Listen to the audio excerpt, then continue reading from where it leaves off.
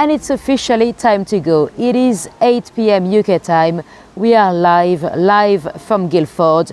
Let me gracefully stand up. So a bit of housekeeping before we start. You've got the chat, feel free to use it. If I've missed any of your questions, don't be shy, try again. And if you were completely new to me, and just so you know, it's the first time I do a live of a video, of a tour that is still available on replay on my channel. So if you think, oh, I've heard that story before, yeah, it's basically the same stories live again. That's the beauty of the live. You can do it again and it's always slightly different. Anyway, let's go. So we are in Guildford in Surrey. I'm about 27 miles from London. And this is the River Wey. So the River Wey goes all the way down towards Godalming and stuff. I might take you to Godalming one day. I've never been, but I did buy a book that was about dark tales of Guilford, and actually most of them are not in Guilford town. They are in Godalming. So one day I might take you there. And if you went up, you'll end up at Weybridge, and then that connects into the Thames. Yes, exactly, Natasha. And I decided to start here because apparently on this spot of the river, that's where you had the dunking stool. The dunking stool, let me show you a photo, an image, so you can see what it's like. That was for ladies that were misbehaving. So they'll dunk you in the water and up and out and in and out again. And so that was for ladies that they might have lied, they might have been bad traders, they might have sold you some bread that is full of bad ingredients. No, not fun at all. Well, if you were dunking south of Spain, it could have been fun, but here it's often quite cold. Being dunked in the summer is probably not that bad, for us today at least, but at the time a lot of people did not know how to swim. So it would have been very scary, and it was a way to humiliate those ladies. Most of the time it was ladies. Witches as well. You used to live in Weybridge. Oh, that's cool. Witches, or ladies cheating on their husband, ladies that might be ladies of the night, or any of those, or even gossiping or complaining too much. You could be dunked for any reasons. It happened to men as well, but very, very rarely. And men, I think they had their bums out, exposed, to make them even more humiliated. So that was the very spot. And you can swim, Cynthia. Well, luckily, you stay on the seat, so they're not meant to drop you in the water. And the building to my left, that's a theatre. That's the Even Arnaud Theatre, and apparently that used to be the site of a mortuary as well. So if you found a body in the river, or someone that had been dunked on drowned, that's where you brought them to the mortuary here. And that's a mill there. That's a former mill, that building. Well, now it's a mill again, a water mill. Anyway, let's head down into the town. Guilford is a town. I know it can be a bit confusing because they did apply for the city status, and the football team, for example, it's Guilford City, but Guilford is actually a town. Although they have a uni and the cathedral, it's a town. And the bells are still on. So that's the bells of St. Mary. I don't know if you can hear them.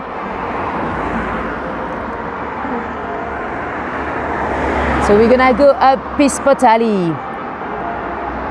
So Guilford, historically, it's always been fairly important because we were halfway between London and the capital.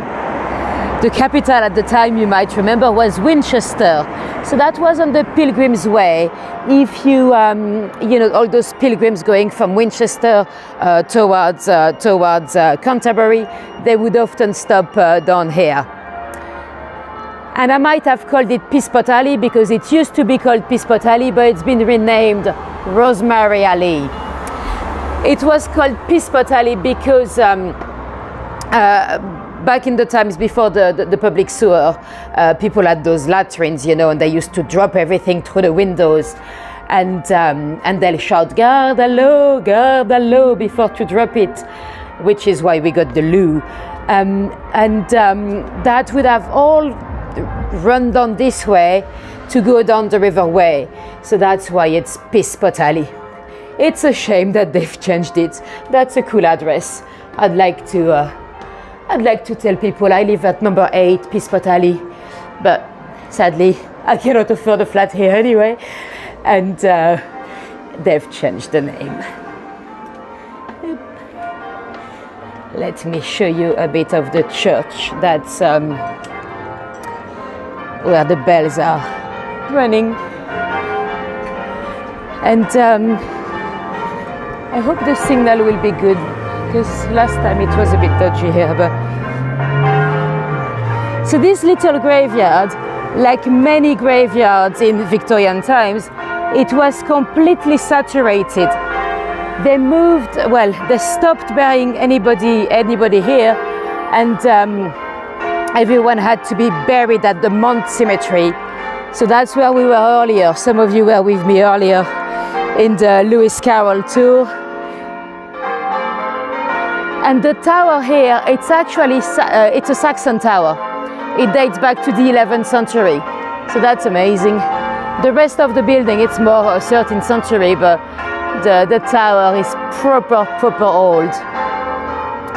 The Saxons, we have some evidence that some of them came to Surrey before the Roman left. So we had, because they found a Saxon pagan burial ground on the moat. So that's interesting. And as I might have told some of you earlier, Reverend Charles Ludwig Dodson, aka Lewis Carroll, he used to preach here sometimes. Anyway, let's go towards the castle. So the Guildford Castle, it's a Norman castle. It dates back to the time of William the Conqueror.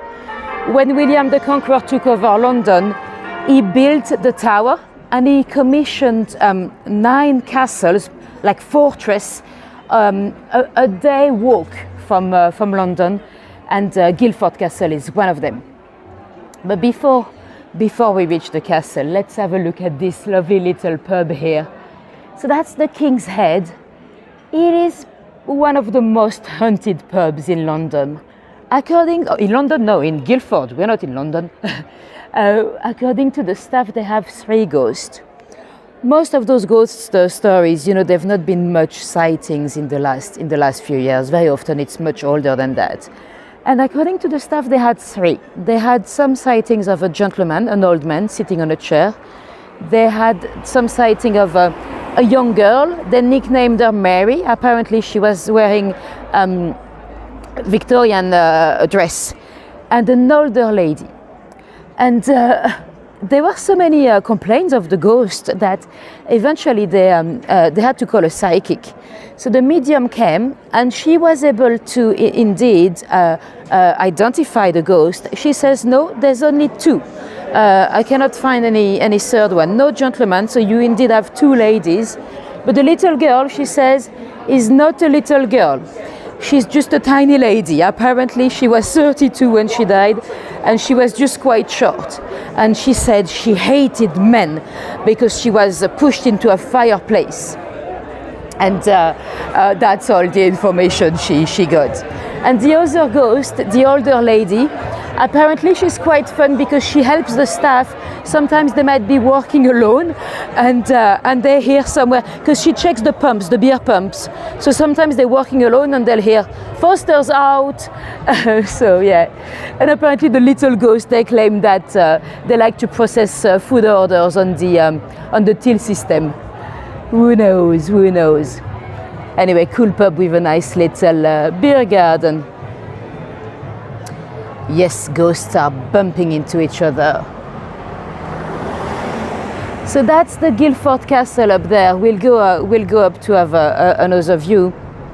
So it was finished by William the Conqueror's son, and it was for a while one of the most luxurious castles at the time of the Plantagenet and those dynasties. And Guilford was also the site of a crazy massacre in the 11th century, in 1036 to be precise. Now, to set the context, well, you know what? Let me show you the Mad Hatter before I do, because then we'll have to focus for 1 minute because it's quite complicated.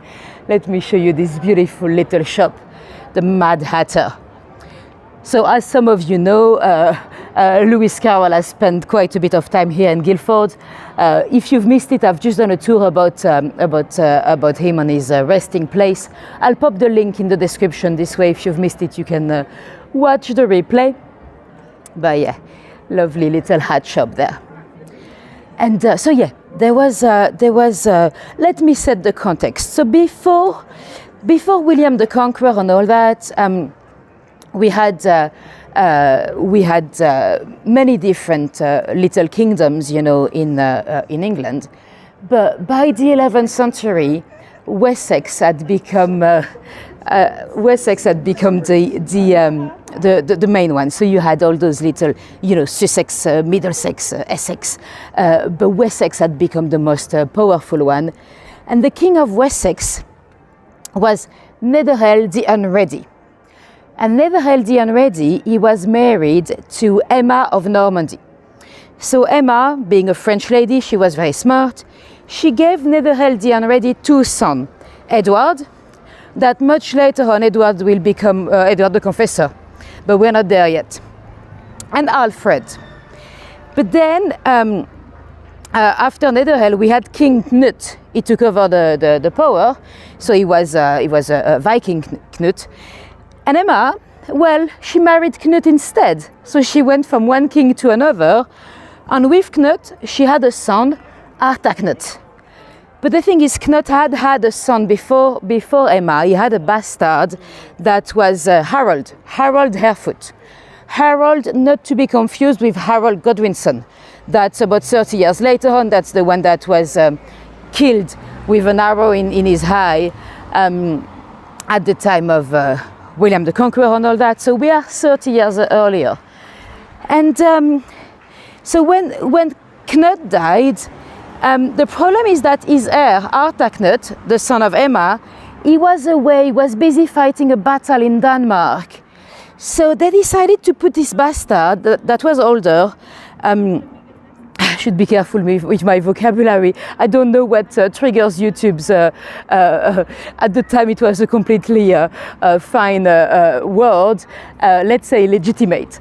So he was his illegitimate son was put on the throne for the time being until Artaknut could come back to claim his throne.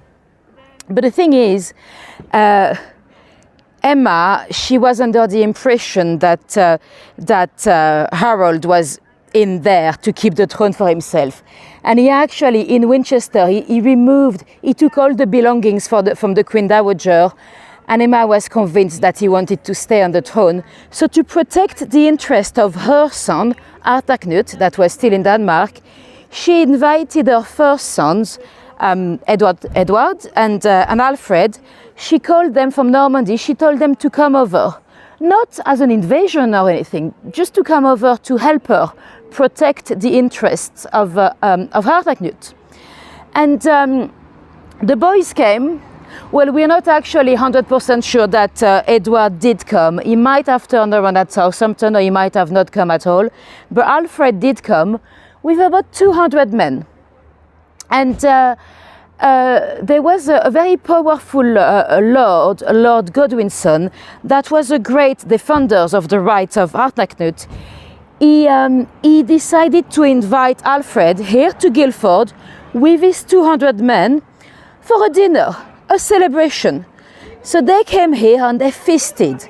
They had a lot of alcohol, a lot of food, music troubadours, however they were called at the time, probably a lot of ladies of the night, and they went to bed.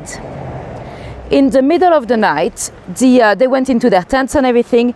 The 200 Normans, they woke up with a blade on their throat. All their weapons had been removed, and they were brutally, savagely killed. They were tortured, they were scalped, they were 1 out of 10 was spared, but then they were sold for slavery. And Alfred technically was spared, but then they plucked his eyes out as a punishment, and he died of the follow-up of the injuries. So, you know, if you've seen Game of Thrones, if you've seen the Red Wedding, well, officially it's inspired by the Glencoe massacre, but really we can imagine that the Guilford massacre might have played a part as well. Let me show you so this is Edward I and his wife, Eleanor de Castile. So that is the son of Henry III and Eleanor de Provence. Eleanor de Provence, she spent a lot of time here. You might remember she's the one that might be responsible for the little song about the London Bridge falling down. I remember one. Yes, some of the scenes in Game of Thrones are savage, but really sometimes history can actually rival fiction, you know, because I mean that would have been brutal. And actually, you know what, in 1929 there was a gentleman gardening in his garden where we were earlier on the mount towards the cemetery, and he was expanding his rose garden when he came across a lot of human remains, nearly 200 we believe. So for a long time it was believed that those were the remains of those 200 Normans. But apparently, in most of the sources, it still says that it probably is. But I came across a book here at the Guildford Library that claims that on one of those remains, they found a coin that was 6 years too young. So the coin was from 1043 when the massacre was 1036. So it couldn't be unless the remains have been moved and someone dropped a coin later on, but you know, so we still don't know for sure where those bodies are coming from. Anyway, on this street here, well, all over Guilford actually, she's probably the most active ghost in Guilford. There's the ghost of a lady wearing grey. She's been named Norma. She's been seen here on Milkhouse Gate. She's been seen in a few of the shops as well. She's been seen on Sydenham Road behind us where they were trying to build a new car park.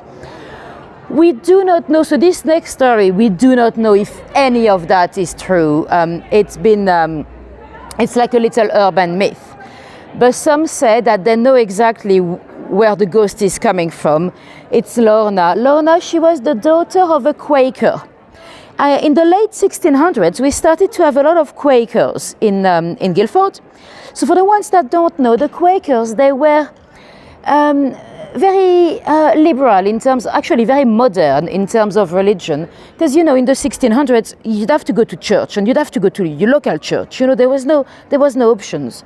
And the Quakers, they believed that they didn't have to go to church, they could pray themselves. And they didn't have to follow all those rules. They could just have their own relationship with God. So Lorna had a boyfriend, and he was an Anglican, you know. And one day he came for dinner, Christmas dinner, but the Quakers didn't really celebrate Christmas too fancy, you know. And apparently Lorna's dad was very pushy. He was annoying the young man. He wouldn't give up, you know. He was asking questions over questions and more questions about religion. And eventually the young man had enough and he left. Then a little boy, so we're avoiding the kids. Then Lorna apparently had a fight with her dad. We don't know what was said, but she probably told him, "I hate you, you ruined my life." And she stormed out as well. And she didn't come back that night, but her dad was still pissed off. he was not happy anywhere, and he believed that she had run away to see her boyfriend. Well, she had not. The next morning she was found. She had fallen off. There's a little cliff by the castle. We've been there earlier in my previous tour, and she was still alive, but she was frozen and completely broken, and she actually died that day. But then her dad was still furious, and apparently he refused that she would get buried in Quaker's Acre. That's where we'll finish the tour. I'll show you. It's a little burial ground for the Quakers. Don't worry, it's okay to be late. And apparently that's why she's hunting Guilford still today. In that shop straight ahead, apparently she was seen, well, in a few of the shops, but apparently one day, at the time they used to sell clothes, one day the little vending lady was inside, and a lady came in, very rude. She did not say hello. She went straight upstairs. So the shop assistant followed her, and she had vanished. So the shop assistant called her boss, and she was like, there was this rude lady, and she's gone. And the shop assistant was like, the boss was like, don't worry, girl, you've just seen Lorna. Everyone sees her every so often. So apparently she's quite a well-known ghost around here. We don't know, I know it's a sad story, but we don't know if any of it is true. It's a little urban myth. Anyway, this is the town gate. This is a lovely archway to nowhere, and it used to be the site of executions. And that was also the site of a miscarriage of justice. We have a fun box here, so let me show you the fun box. Letterbox. God, my brain. Where did I leave my brain? Letterbox. So, George V. If you don't see the number, it's because it's George V, because there were no letterboxes at the time of George IV. So that's the royal cipher. And let me show you the twin cities. So you've got Fribourg. Fribourg is in Germany. And of course, that's the armories for Guilford here. Okay, so this was the site of the executions for a while. That is the Guildhall, but we'll come back here in a moment. And at the beginning of the 1700s, 1707, if I remember right, that was the site of a massive miscarriage of justice. There was a young man called Christopher Slaughterford. He had a girlfriend called Jane Young. She was a beautiful blonde lady. She worked as a servant, but she had just left her job. She said that she was going to marry to her employer. And then they were seen, the two of them, the lovers, in a park just up there on the hill. And then she disappeared.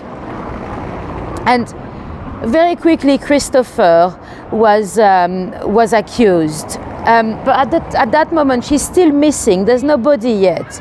And he went to the authorities and he said, oh, my girlfriend has disappeared. You need to do something. And they were like, no, don't worry, Christopher. She'll come home, you know. And eventually, weeks go by, and he went back to the authorities, and they're like, oh, okay, maybe. And then he's like, I'm being accused as well, so we should do something, you know, you should investigate. And eventually her body was found, very close to where they were seen together in that park up there. The body was quite decomposed. It had been there for a month, but apparently there were still traces of strangulation. And by that point, Christopher was, everyone accused Christopher. So he went back to the authorities. He was like, I want to be tried to prove his innocence, you know. So there was a first trial with very flaky evidence. They had nothing against him, really. That's why he was so convinced he wanted to be tried, so he could reclaim his good name and reputation. He was acquitted. But then the brother of the young girl, Jane, he raised some money to get a second trial. Are you guys still here? Because I know sometimes there's a little drop in the signal here, so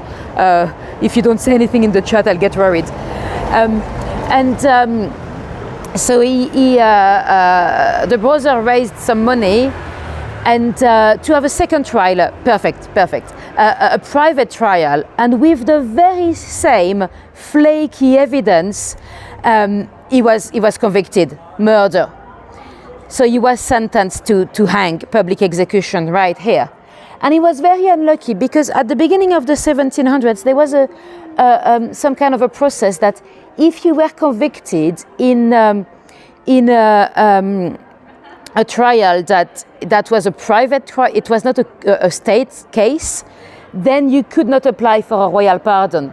So with the first trial, if he was convicted then, he could have applied to Queen Anne for a royal pardon, but with this, he could not. So he was hanged on a Sunday morning right here where we were. And cool, don't worry, thank you guys. It's just sometimes if no one says anything for a couple of minutes, I can get a bit worried, but don't worry. And so yeah, sadly he was hanged. And since that day, he has been seen in quite a few spots. His aunt saw him. She was milking a cow and she saw him.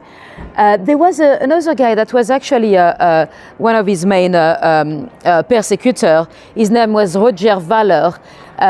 He actually saw him on the street. He saw his ghost. He was dressed the same way, and it was quite easy to spot because he had a noose around his neck apparently. So yeah, apparently, and in 1994 they were filming a film here called The Pilgrim's Way, and they kind of recreated the scene of his execution, and apparently there were a lot of people having some funny feelings that day, so he's probably still hunting the streets. Anyway, this beautiful building here, it's called the Angel. It's a coaching house.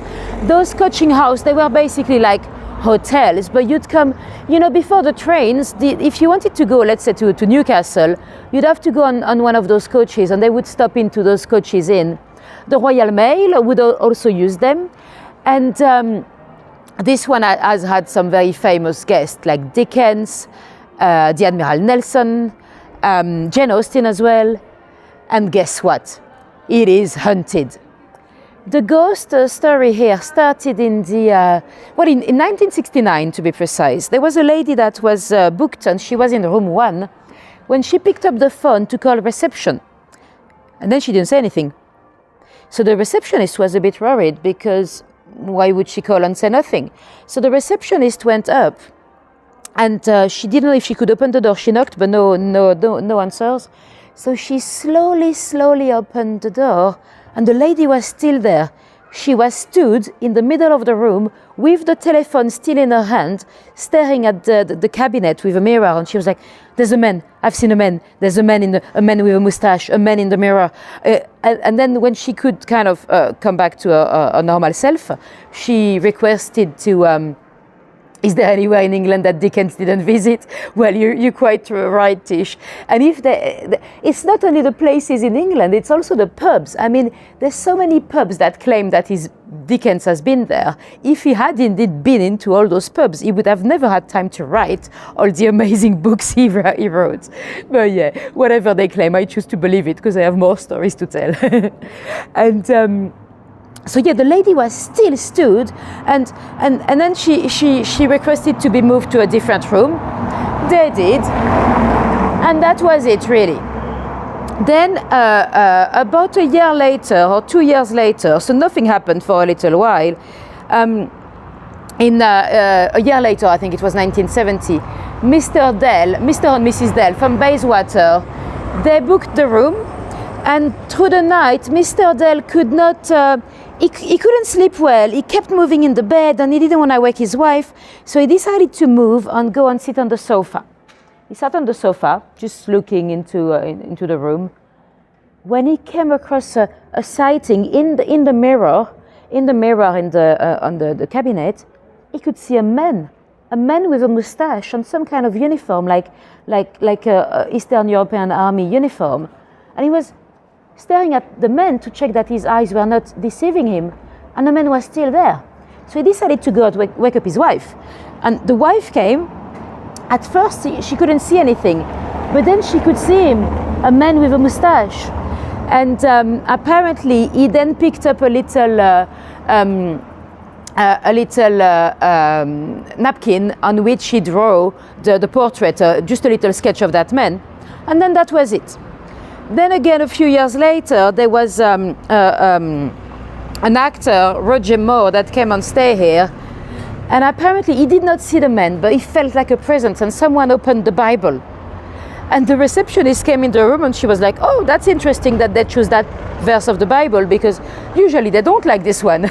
So the receptionist apparently was used. She was quite comfortable with the ghost. And then another few years later, in 79, so a few years went by, Petula Clark, she was an actress. She was playing at even our theatre that we've seen earlier. She booked the room, and again, she saw a reflection in the mirror, a man with a mustache and some kind of a uniform. Now it's, you know, when you start to have that many people with the very same sighting, you start to think there might be something there, even if you're very skeptical in general.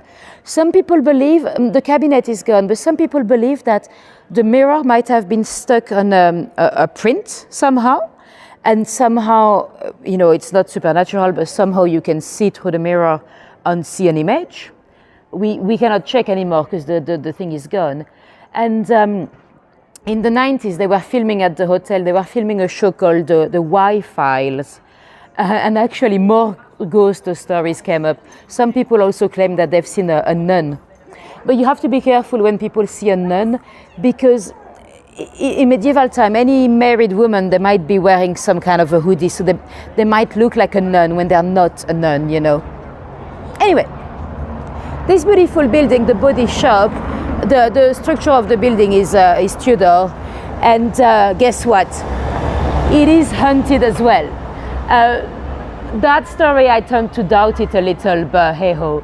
Apparently, there were some builders in the building doing some refurbishment in the 60s, when they heard some weird noises, like the noise of a crinoline dress. Now, that's why I kind of doubt it. How would they recognize the noise of a crinoline dress?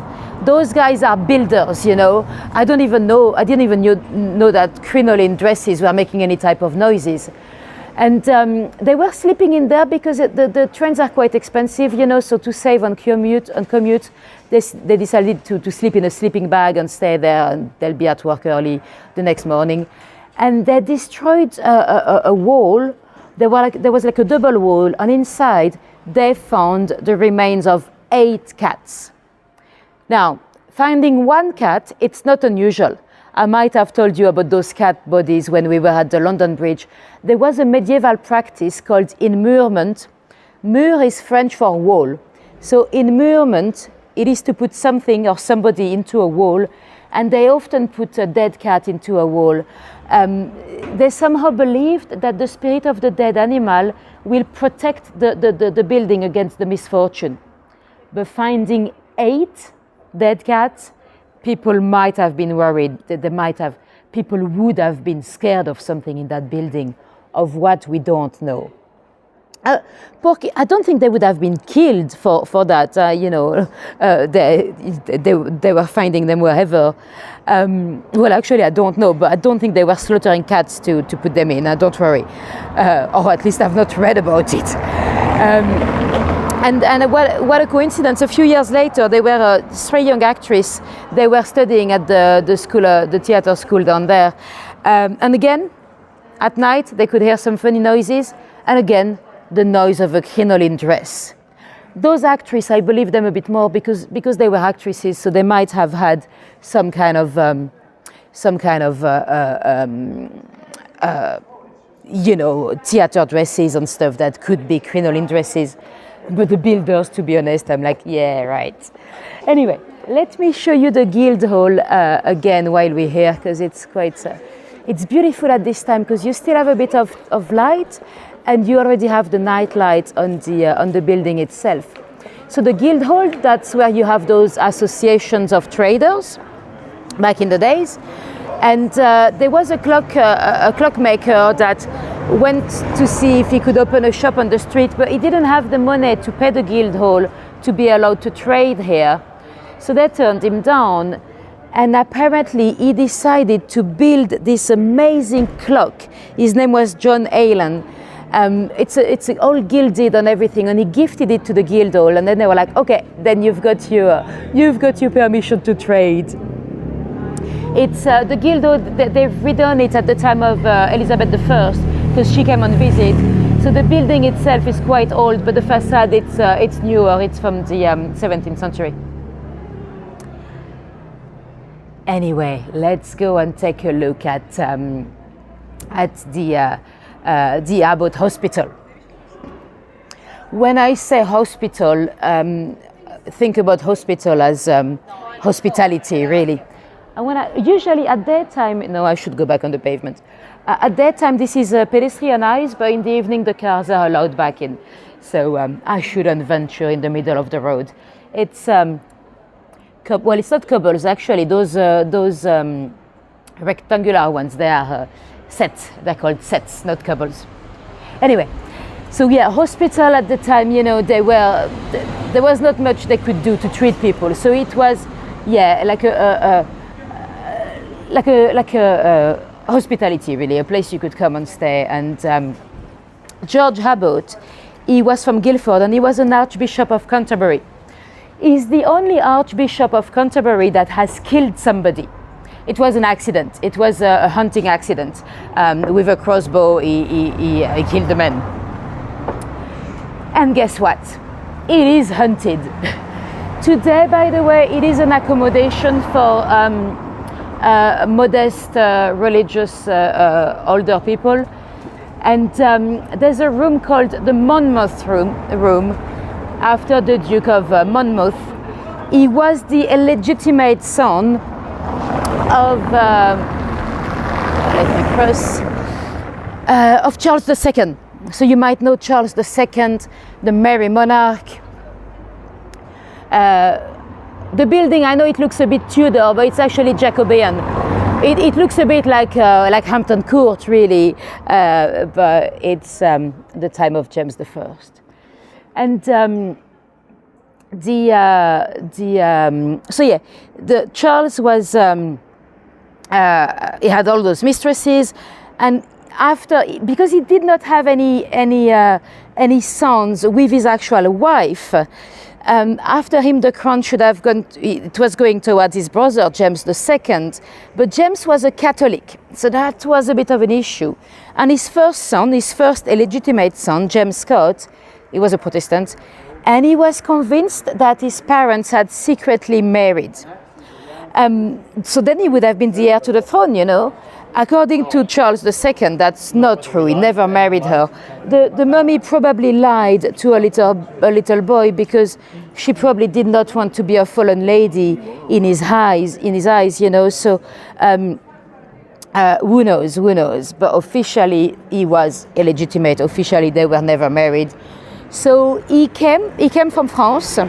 He lived in France and the Netherlands, and he came to take the throne. He arrived in Devon, and he was captured, and he spent the night here on his way to the gallows at the Tower. So this is George Abbot, by the way. So that's the Archbishop that we mentioned. He's holding a Bible because he helped translating the Bible. You know, before that it was always in Latin. So to make it accessible to everyone, it was better in English. And a bit further, you have a grammar school as well, a Tudor grammar school. The grammar schools, they were called grammar schools because they were studying Latin grammar. And the school is haunted as well. Everywhere is haunted here. And so basically the Duke was captured. He spent the night here at the Abbot Hospital in the Monmouth room. And then his execution was a disaster. He was meant to be beheaded because the VIPs, they were beheaded for the, you know, people from nobility and stuff. Usually it was not hanging, it was beheaded, so it was nice and quick. Although it was not always that nice and quick. He had paid the executioner for him to do a good job. And he said to him, if you do a good job, if you kill me in one blow, my servants would then give you some more. But the executioner was not good. The first blow went on his shoulders, so he missed. He did 5 blows, and he still did not fully sever his head. Some said that he actually had to finish him with a pocket knife. And apparently, this is a bit of an urban myth. We don't know if that's true. But apparently, once the Duke was well dead, people were like, oh crap, we don't have a portrait of him. We need to do a portrait. He's the son of a king. And that's not true. There were a lot of portraits of him on the continent, in France. And so some say that they then sew his head back to do a last portrait before to get rid of his body. There was a portrait at the National Gallery that some claimed might have been his, and the executioner Tish, maybe, I don't remember his name, maybe, because we had some that had a bad rep,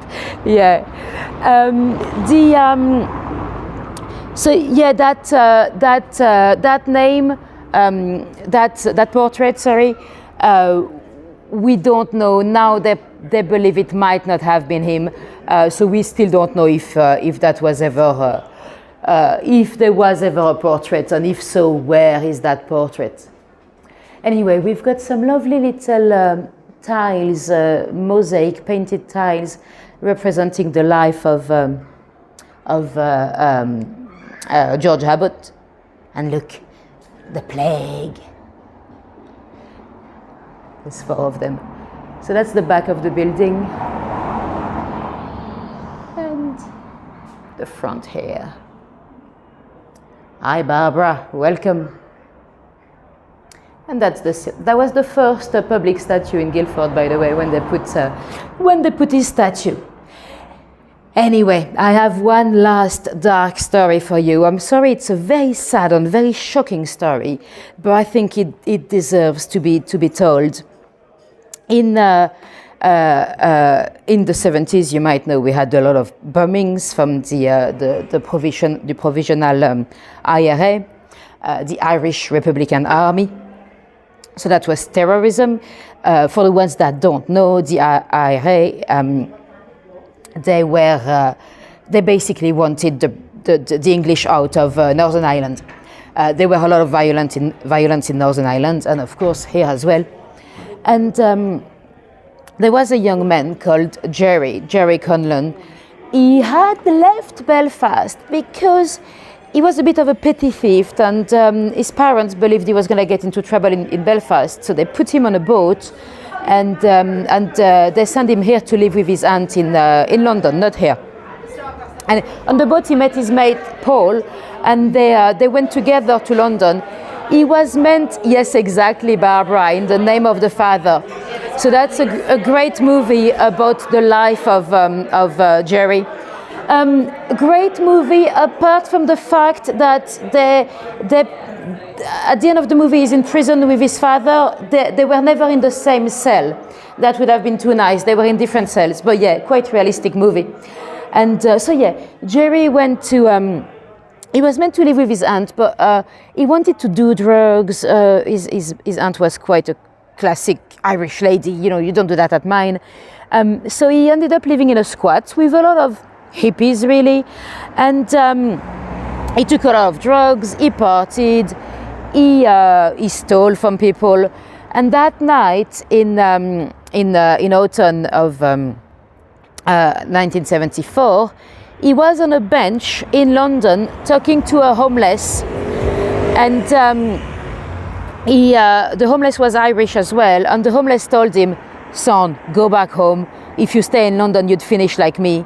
And apparently the homeless had engraved his initial at the back of the bench, so it was his bench. He was always on the same bench. And that's it. That night, Jerry went to, he actually spotted a sex worker coming out of her apartment, dropping her keys, and she went into a cab. He grabbed the keys and he stole from her. He stole £700 from the sex worker. And he went back to Belfast. The next thing you know, a few days later, he's in his bed sleeping when tons of police officers are there, and they just grabbed him and took him to the police station. He had no idea what was happening. And it turned up that in that very building, that used to be a pub called the Horse and Groom, there had been a bombing. There was a couple that sat at the pub and left behind them a rucksack. 5 people died. Dramatic, very dramatic bombing. And Jerry had nothing to do with it. He didn't even know about it. I mean, he had heard that there was a bombing, but he had never been to Guildford.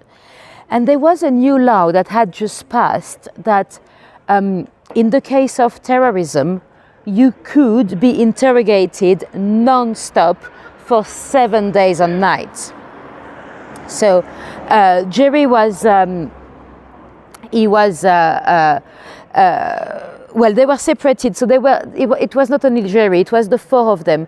So Jerry, his mate Paul, and Carroll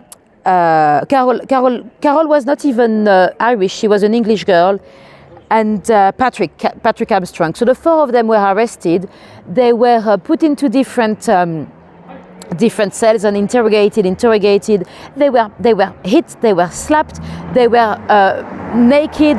Police officers would spat on them, and you know, after that point, you're ready to do anything to make it stop. So all of them signed confessions. Can someone say something in the chat, just so I know you're still here? So all of them signed confessions. They probably didn't even read what they were signing. They just signed to make it stop. Imagine violence for 7 days on night, and you know, because they were innocent, they probably thought, we'll just sign and we'll deal with it later, you know, because they obviously couldn't believe what was happening to them. It turned up that what happened is that Jerry used to get all the girls, you know, he was quite a sexy boy, and one of the men at the squat was jealous of him. So they went to the police after the attack, and they said to the police officers, "I know who's done it. You've got those Irish Paul Hill and Gerard Cullen and Patrick Armstrong at my place, and Carroll Richardson as well. They've done it. They're Irish, well, apart from Carroll."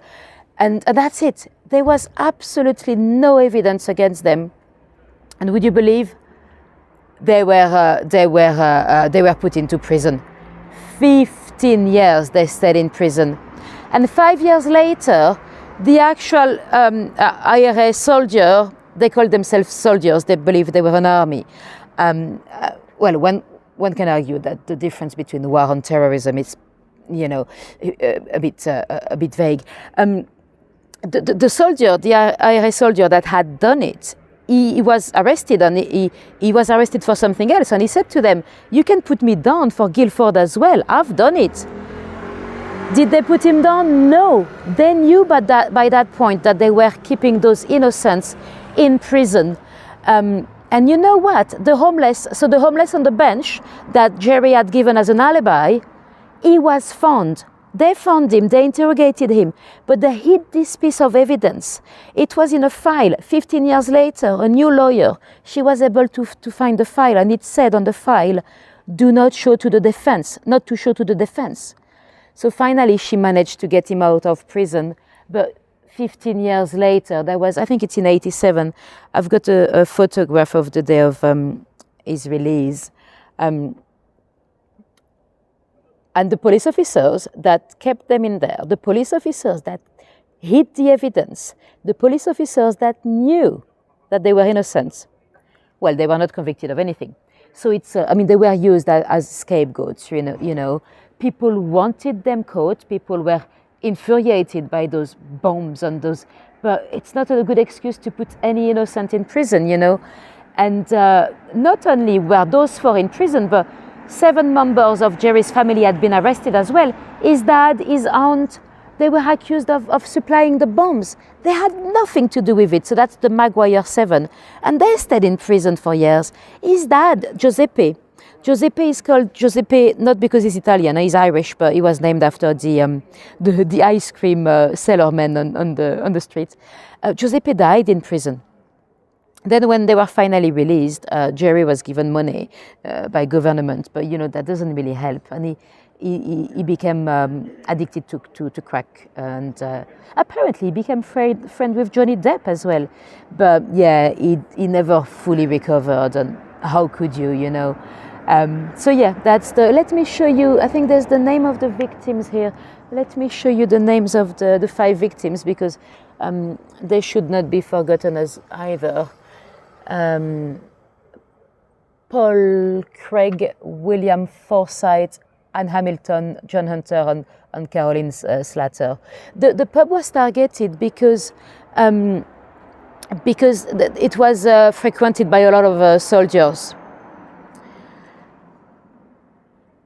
Anyway, I told you I was going to show you Quaker's Acre. So remember when we talked about Lorna earlier, the girl that allegedly was refused burial in the Quaker's Acre. So that's the one. That's a little burial ground that was exclusively for the Quakers, and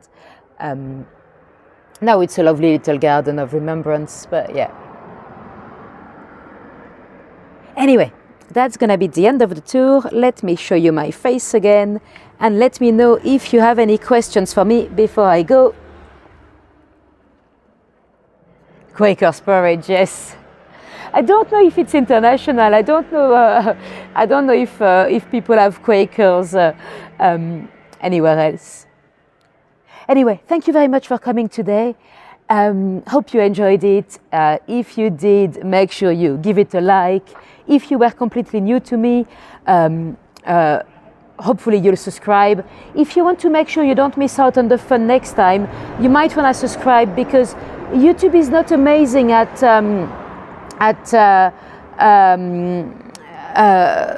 promoting the lives, I think. So if you subscribe to me, you're much more likely to see them on your homepage. And if you gave me a little tip on PayPal or buy me a coffee, thank you very much. And my next tour is not scheduled yet, but I think next week I'm gonna take you back to St. Catherine's Docks to talk about Mary Jane Kelly. So to tell you the life of the 5th raper victim. And because last time we've been there, it was a bit dark. I'd like to do it at daytime or at dusk, so you'd see a bit more of St. Catherine's Docks. Anyway, thank you guys. Have a good evening, a good morning, whatever time it is for you, wherever you are in the world. And slow French, Rosemary, I don't know yet. I was considering maybe one day doing a new channel where I could do tours in French, comprehensible French, maybe not as slow as I was doing it in the slow French. But I think I've done a mistake when I've used my old YouTube channel that was made for comedy and then started, I think, different audience, different channels. So if I was gonna do that, I'll start a new channel. And that's probably not for quite right now, but I might do in the future. And yeah. Anyway, have a good one, guys. See you later. Thank you very much for joining me today. And see you soon.